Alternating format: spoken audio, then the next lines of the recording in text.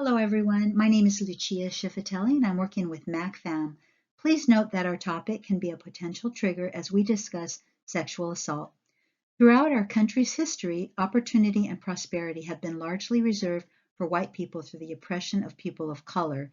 The issues that we face today are a result of this structural racism, the policies, practices, and norms that were created to maintain white supremacy. In our presentation, we will focus on the intercultural conflict of white privilege in our criminal justice system, specifically the People v. Turner case. We will compare similar court cases to People v. Turner and compare the verdicts and jail sentences. We will also discuss mediation and what needs to be done to resolve this intercultural conflict of white privilege. And finally, we will discuss the ways this conflict teaches us about intercultural communication. Before we dive into the case, we will define white privilege. White privilege is an inherent advantage that a white person receives based on their race. The term white privilege originated in the US in the 80s, referring to both the obvious and hidden advantages afforded to white people by systemic forms of racial injustice.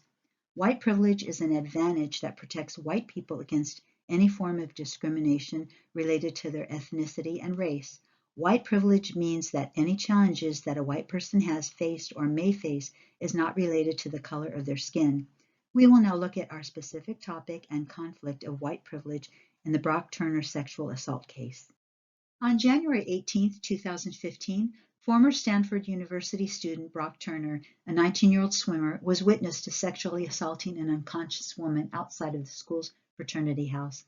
The two students who witnessed the attack tackled Brock Turner, which led to his arrest. Turner was indicted on 5 charges. On February 2, 2015, Turner pleaded not guilty to all charges.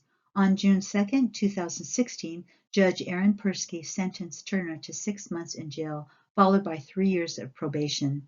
Even after his victim read a 12-page letter in court to her attacker, the judge only sentenced Brock to 6 months in jail. He only ended up serving 3 months because he was released on good behavior. Now we will compare a similar case, but in this case the offender is black. Corey Beatty, like Brock Turner, was a 19-year-old athlete at Vanderbilt when he raped an unconscious woman.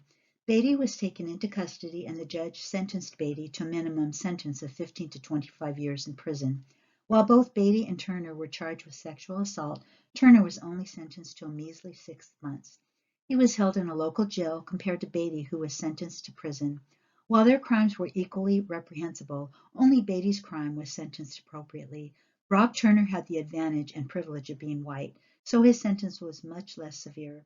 In Turner's case, Judge Aaron Persky stated that a long prison sentence for Turner would be an overreach of justice and stated publicly that a prison sentence would have a severe impact on him.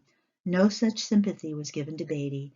For a comparable crime, Corey Beatty's minimal possible prison sentence was actually 3,000% longer than Brock Turner's.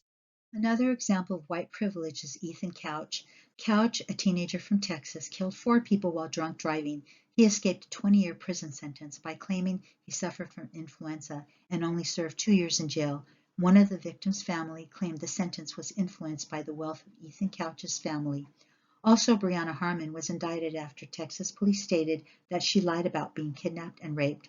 Several hours after Harmon was reported missing, she walked into a church wearing very few pieces of clothing and bleeding. She claimed that 3 black men in masks kidnapped and raped her. The media soon reported the story. Police began to question black men in the community. As police continued to investigate Harmon's account, she could not provide descriptions of the suspects other than their race. Police found many discrepancies in her story and suspected her of lying. Within 13 days of police questioning, Brianna Harmon confessed she made up the whole story about rape so her family would not be mad at her. Her lying could have caused innocent men to go to prison. The county district attorney said that her actions warranted higher charges. He stated that these felonies are punishable by 2 to 10 years in prison. However, as a result of Harmon pleading guilty to 4 felony counts, which include fabricating evidence and tampering with government records, she was only ordered to repay $8,000 to the police department, 160 hours of community service, and a sentence of 8 years probation. Now, to further show the conflict of white privilege, we will provide some statistics regarding the disparity between white people and people of color in our criminal justice system. African Americans and Latinos comprise 29% of the U.S. population, but they make up 57% of the U.S. prison population. The imprisonment rates for African American and Hispanic adults is 5.9 and 3.1 times the rate for white adults. Now we will look at the data and statistics provided by the Bureau of Justice. Now, looking at the first chart, Black Americans are more likely to have their cars searched. In the chart, you can see that police are 3 times as likely to search the cars of stopped Black and Hispanic drivers than stopped white drivers. Also, Black drivers are also more likely to be pulled over and less likely to receive a reason for being stopped. Now, looking at chart 2, Black Americans are more likely to be arrested for drug use. Police arrest Black Americans for drug crimes at twice the rate of whites, despite the fact that white people use drugs at a comparable rate and sell drugs at comparable or even higher rates. In the third chart, data shows that Black Americans are more likely to be jailed while awaiting trial. In the fourth chart, Black Americans are more likely to be offered a plea deal that includes prison time.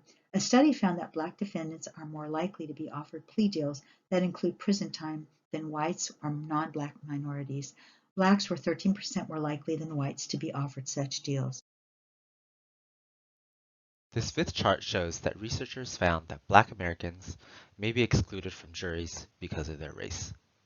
Black people were excluded from juries at twice the rate of other jurors. In our sixth chart, according to a study conducted in Iowa, New York, Oregon, and Texas, researchers found that Black convicts had their probation revoked more often than whites and other minorities. Researchers found racial disparities. In this chart, the unexplained portion of each bar is a level of racial disparity that could not be explained by non-racial characteristics. In other words, they were using the color of their skin. To bring it all back to Brock Turner and the conflict of white privilege, this seventh chart shows that Black Americans are more likely to serve longer sentences than white Americans for the same or similar offense.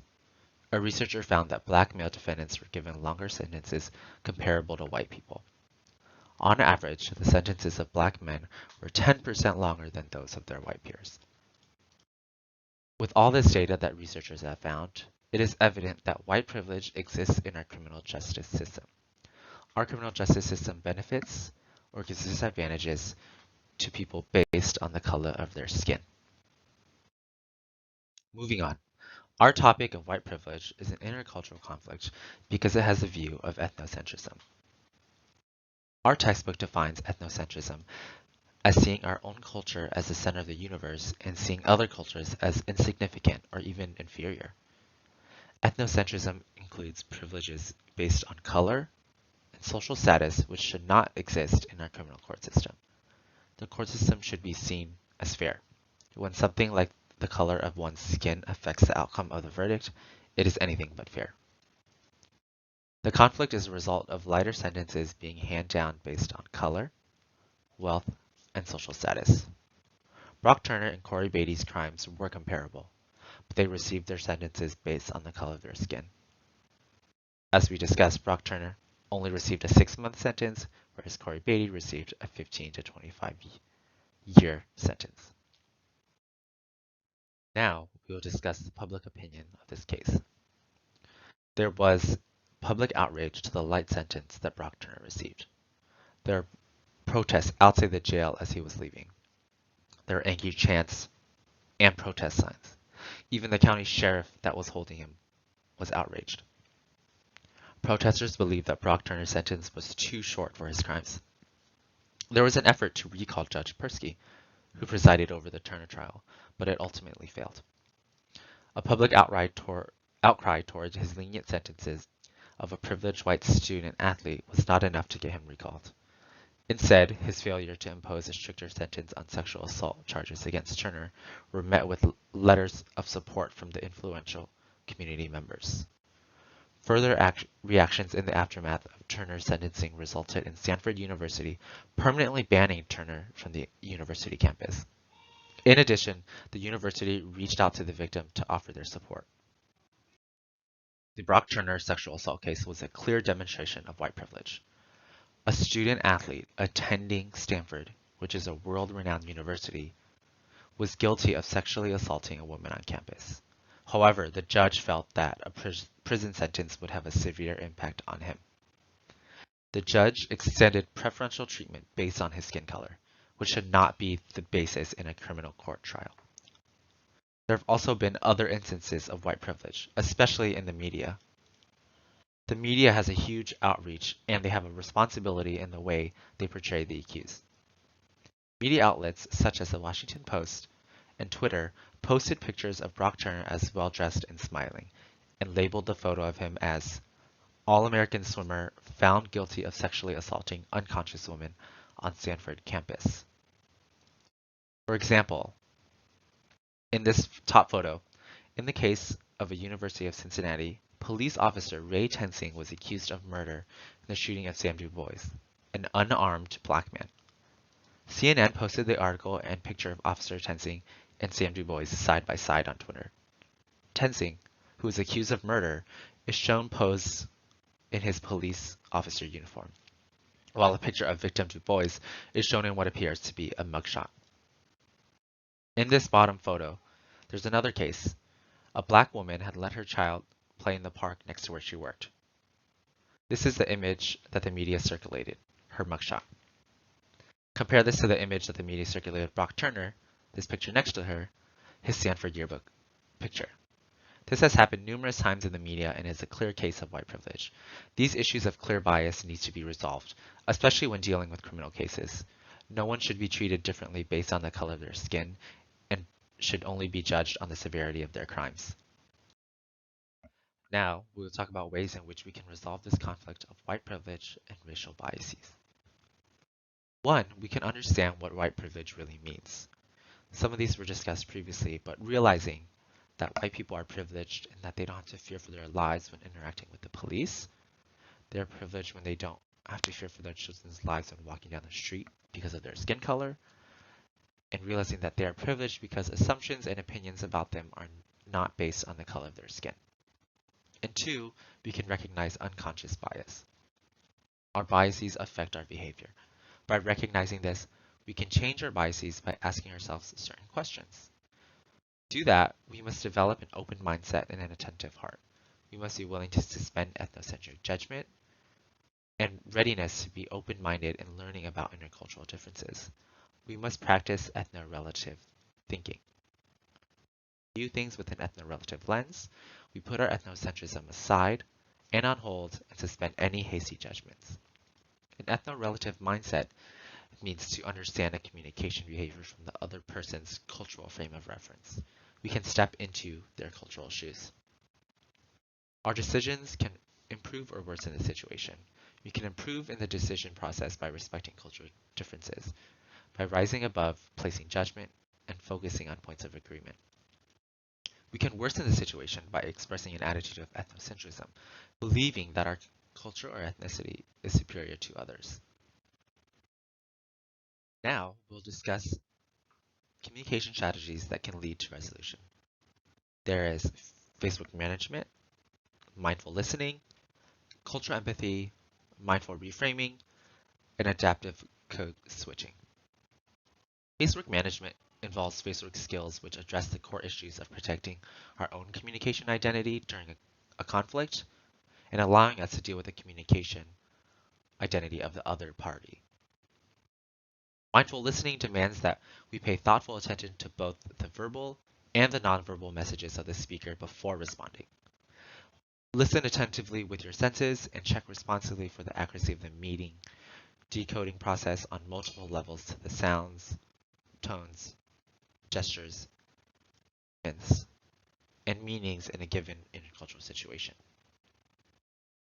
Mindful listening essentially involves a consciously competent shift of perspective, taking into account not only how things look from your perspective, but also how they look from the other person's perspective. Cultural empathy is the learned ability to understand the self-experiences of others from diverse cultures and the ability to convey their understanding responsively and effectively to reach the cultural ears of the unfamiliar others.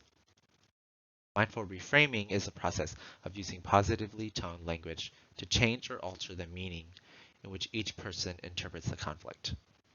And lastly, Adaptive code switching is the act of purposely modifying one's behavior in an interaction in a foreign setting in order to accommodate different cultural norms for appropriate behavior. By using these 5 strategies, we can better understand each other and our conflict to come up with a resolution. White privilege exists in our everyday lives. Our topic teaches us that intercultural communication and intercultural conflict is not specific to interpersonal relationships and work relationships. With the evidence we've provided, intercultural conflict exists in our criminal court system, specifically the conflict of white privilege. Referring back to ethnocentrism, it is imperative that we understand one's way is not necessarily the right way. By realizing this, we can create productive intercultural relationships and manage these conflicts in a positive way. When looking specifically at the People v. Turner case, our main point we were trying to get across is that white privilege exists and it is a huge intercultural conflict that still exists today. We should be mindful of the various communication styles and strategies which can help us improve these intercultural conflicts. Hopefully we can reach the goal of not giving criminal court sentences based on the color of one's skin. Thank you everyone for listening and tuning in.